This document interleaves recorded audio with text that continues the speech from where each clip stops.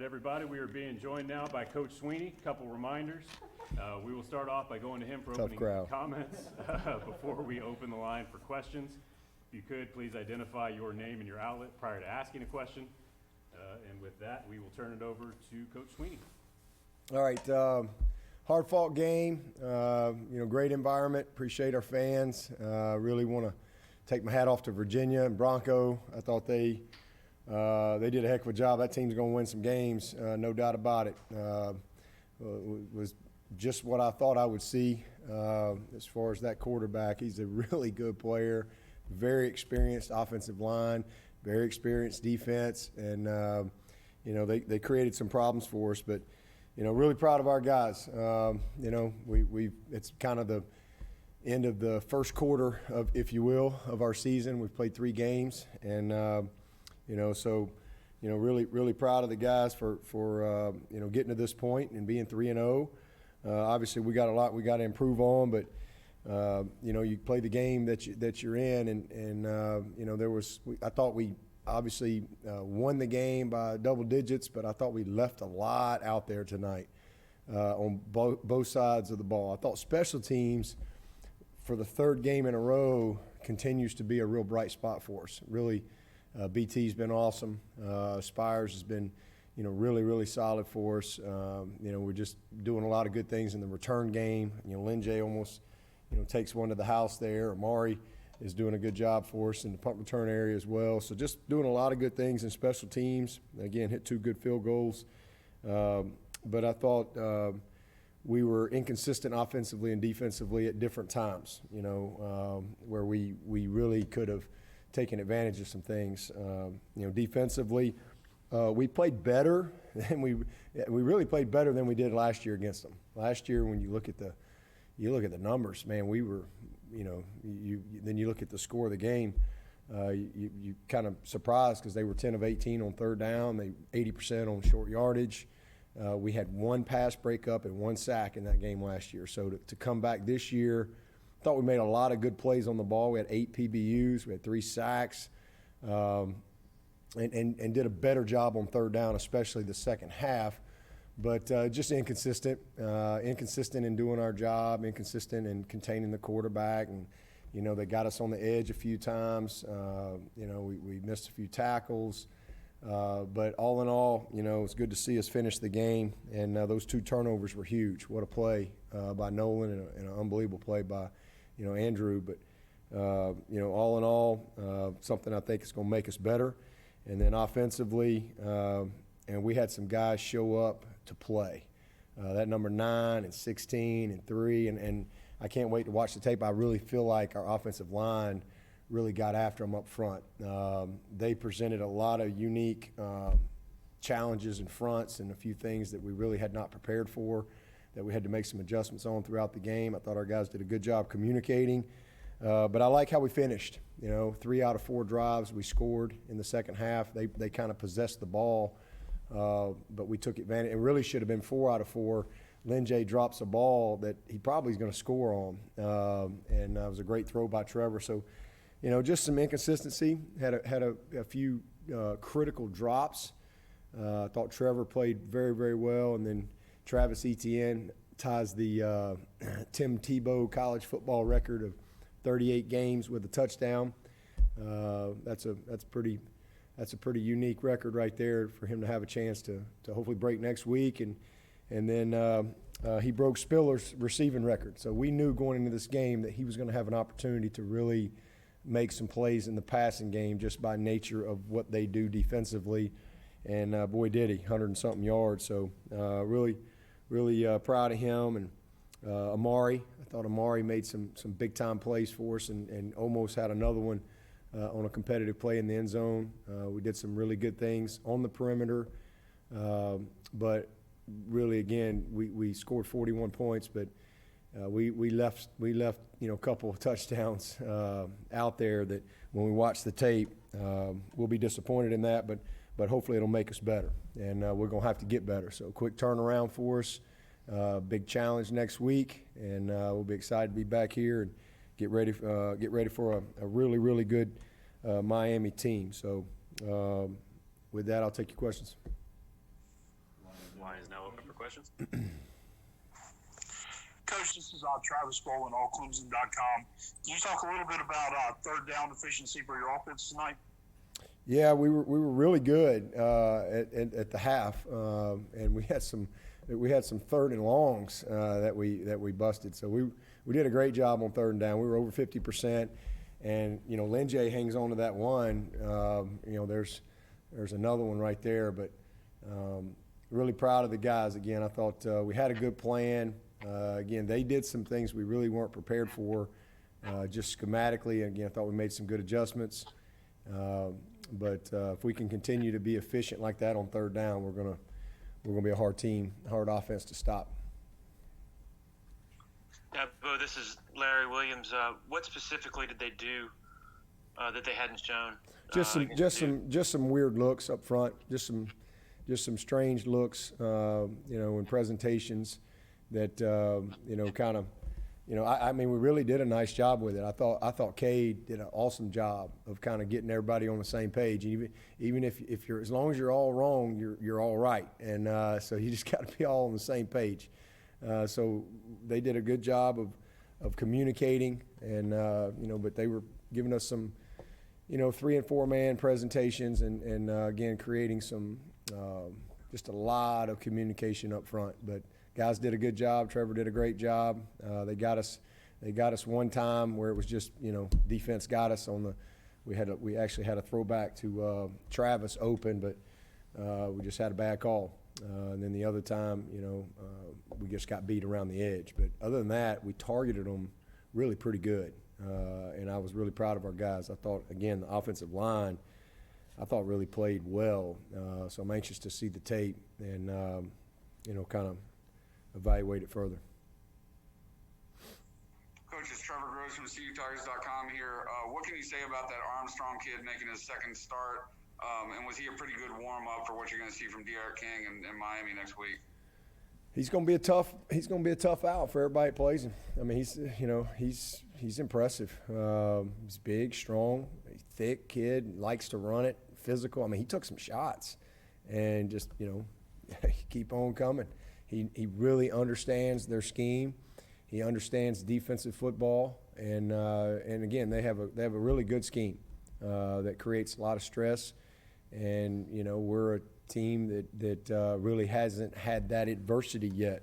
So I think it's gonna make us better, because again, there's going to be some things on tape that we're going to have to learn from and correct quickly, because like you said, next week they got a pretty good guy back there as well. So we certainly did not do a great job of containing Armstrong tonight, but give him credit. I thought they again had a good plan, and he made some big design runs and some good scramble runs, throughout the night. Coach Swinney. Hey. Hey, it's Chris Seidel from Hermiston Radio in Baltimore. How you doing? Hey, Chris. Hey, talk about this game against Virginia. Were they better this year or better last year? Because I know last year we saw them at the ACC title game. It was a different atmosphere. Yeah. Are they getting better? I would say that's hard to answer right now. I think that they're a really good team. They've played 2 games. We've played 3. Last year at that time we had, that was game 13 for both of us. So we were different teams. But I will say this: I think that what they do is going to present problems for everybody they play. And as long as that quarterback stays healthy, they're going to be incredibly competitive, and they're going to win some ball games. So, good football team, well coached, and again, a lot of experience. But as far as are they better than last year, I don't know. That was a Coastal Division championship team, and it's hard to say that right now after just seeing them in 2 games. Dabo, this is Matt with the State. Ngata didn't get many opportunities tonight. Is that a situation where he's still working his way back from injury, or some other guys past him at this point? No, he's just hadn't really been able to practice like he wants to. I mean, he's been battling a little bit of a ab strain, and he's a very lean guy, and it's frustrating because he's he had as good a camp as anybody. I mean, man, and but he'll get going.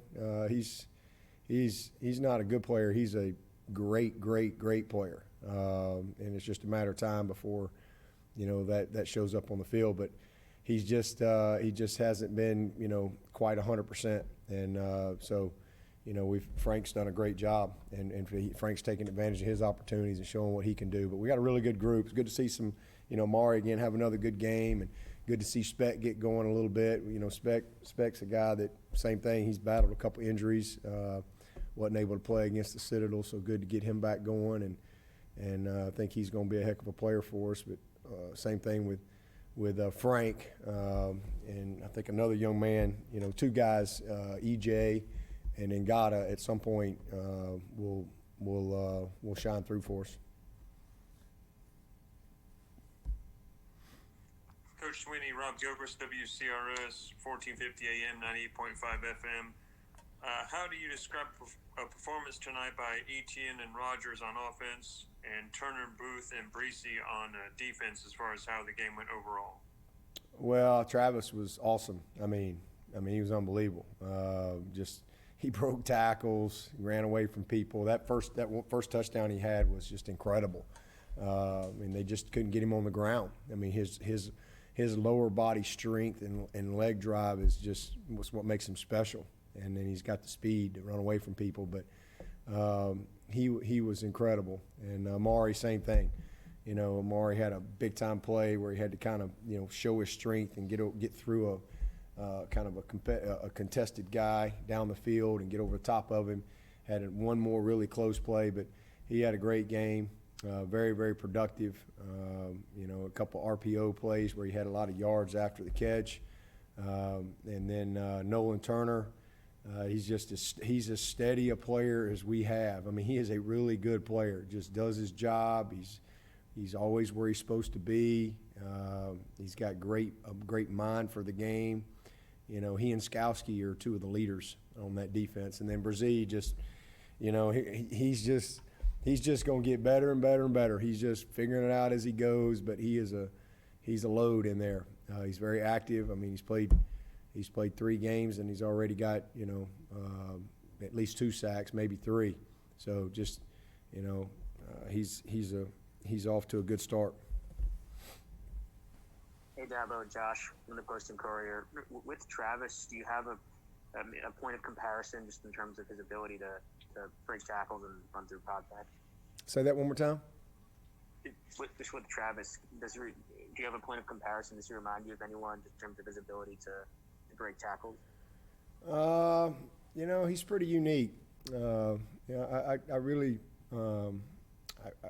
think I've coached a guy like Travis. He's a very, very unique guy. Honestly, if you're just asking me just of my comparison of just totality of my football experience, he reminds me of Walter Payton. That's what he reminds me of. Just growing up watching Walter Payton and that leg drive, that ability to, run through tackles. People just kind of bounce off his hips, his balance, his relentlessness with the ball. His violence that he runs with.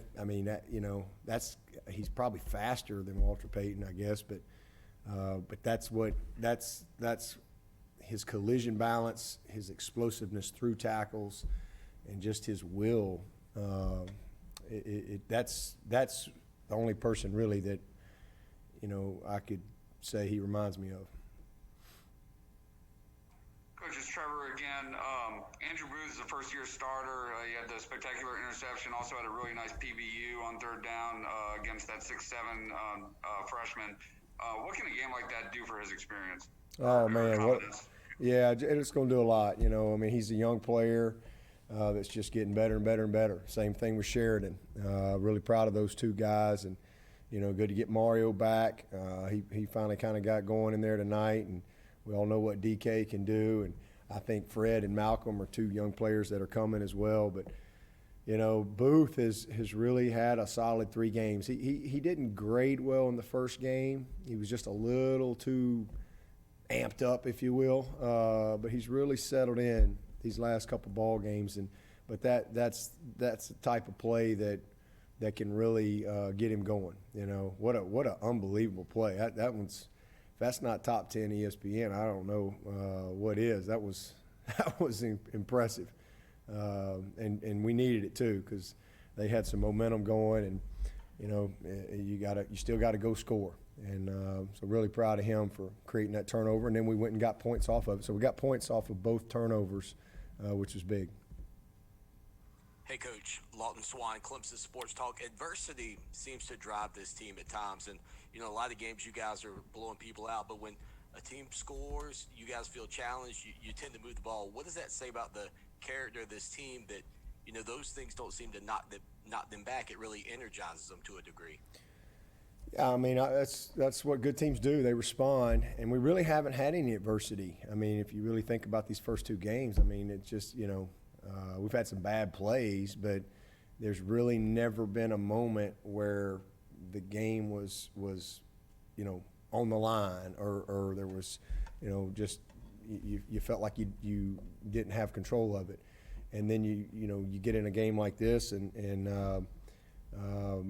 you're playing a really good team that was in the championship last year. So they got good players. They got a very experienced group, and next thing you know, you're having some of that adversity. You're out of sync. You miss a couple of easy plays, drop a couple balls that you normally catch, and miss a few tackles. Give up some frustrating plays here or there, but you know you got to respond. And so I am happy how they handled the adversity tonight. And it'll make us better. You don't like it when you deal with that stuff, but honestly, you know, it was a challenge that I think we needed. That's gonna serve us well as we get back to work on Monday. Coach, you mentioned plenty of things to work on, plenty of mistakes coming off the bye, but you did manage to avoid any turnovers tonight, and that's a Virginia team that produced 7 turnovers last week, so you got to be pleased about that. No question. They're leading the country coming into this game in takeaways, so that's a huge thing. And we have not won the margin yet. We lost it in the first game. We tied it in the second game, so that was one of our goals going into this game. Now, the one thing I'm probably most disappointed in is we had way too many penalties. I think they had 1 penalty and we had 8. You know, so really a couple of dumb ones. We jumped off sides a couple of times. I mean, we've got some things that we got to clean up. And again, you know, I don't know if it's just the open date and getting back going, but you know, only 1 game to really study Virginia, things like that. But no excuse for some of the penalties that we had. Dabo, Brad from Clemson SI. How disappointed were you for DeMarcus Bowman to decide to transfer out of the program? Oh, super disappointed. Great young man, and you know, very disappointed. He's a good kid, but you know, he just said he wanted to be closer to home, and so you just wish him well. And certainly, you know, didn't have him long, just a couple months, but. Certainly appreciate the opportunity that we had to work with him a little bit, and hopefully he'll you know, get in a good situation and you know, become the player that I know he can be. We'll take 2 Coach. This is Larry again. Did it catch you totally off guard, his decision? Oh yeah. I didn't expect that, but yeah, it's 2020. There's a lot of things catch you off guard in 2020. So yeah, I tried to talk him out of it, but that's just, you know, it's what he wanted to do, and you know, it's really easy to do that, and it's going to get easier, you know, with the transfer portal and you know those type of things. It'll get easier and easier for guys to, you know, just you know, pack up and go. So that's where we're living in. But he's a great kid, and again, you know, certainly no hard feelings or anything like that. But you know, at the end of the day, you got to just keep moving forward. We'll take one final one for Coach. Coach, were you holding your breath a little bit on that targeting call on Xanders? I mean, if that stands, he misses the first half against Miami, but you know, thank goodness looked like they got it right. Yeah. I mean, you know, I think the ref made the right call in erring on the side of calling that, as far as just, when you look at it bam in real time, better safe than sorry. And but again, that's why they review all the targeting. So they got it right, and that was a big break for us. All right, thank you all for your coverage tonight. As a reminder, the properly framed video with the clean audio will be available through the ACC. Thank you all.